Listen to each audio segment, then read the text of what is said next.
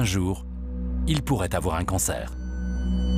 Tout comme 18 millions de personnes dans le monde qui tous les ans en sont atteintes.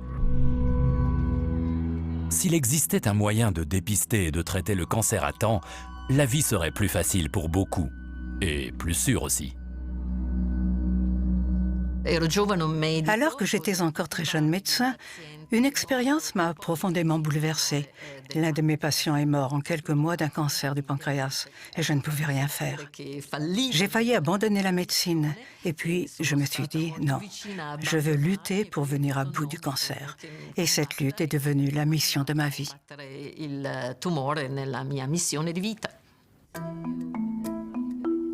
Patrizia Paterlini-Bresciot pense alors avoir fait un pas vers la mission qu'elle s'était fixée. En effet, cette praticienne et biologiste moléculaire est persuadée que la clé du problème se trouve dans le sang de chaque individu.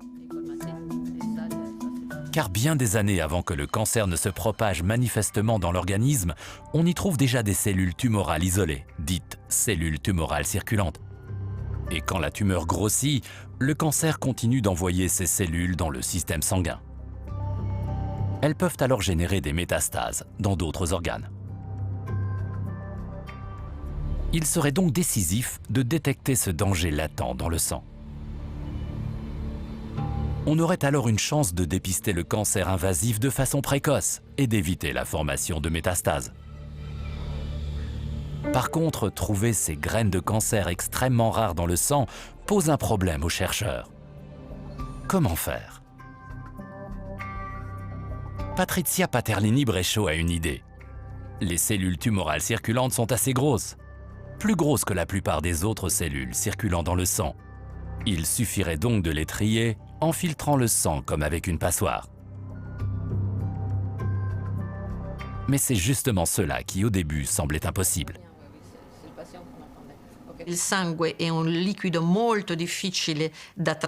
C'est très difficile de filtrer le sang comme ça. Il est différent d'un individu à l'autre. Il coagule rapidement et contient énormément de cellules. 100 millions de globules blancs et 50 milliards de globules rouges dans 10 millilitres. Isoler une seule cellule, c'est comme si on cherchait un seul individu dans une population de 7 fois celle de la Terre.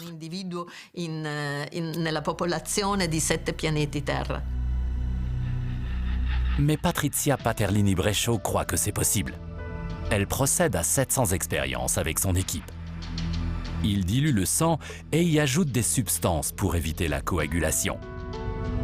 Et il dissolve la plus grande partie des globules rouges. Le sang est alors plus facile à filtrer.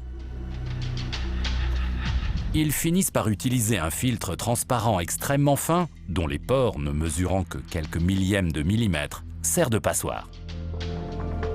La chercheuse, italienne de naissance, construit un appareil pour contrôler la filtration du sang et elle obtient des brevets pour cette technique qu'elle nomme I7, abréviation pour l'isolation des cellules tumorales en fonction de leur taille.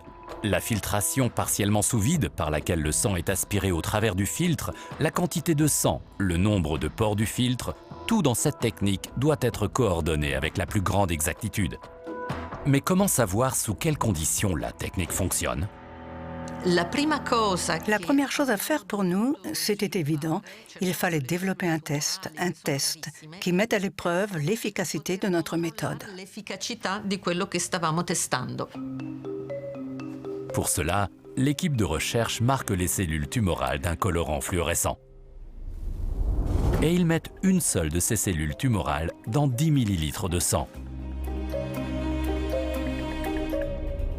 Ils préparent ce sang avec la technique I7, puis le filtre. D'abord, ça ne marche pas du tout.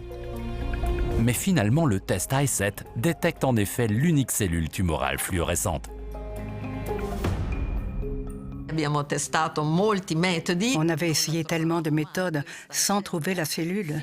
Mais un jour, toutes les conditions étaient réunies et on l'a trouvée.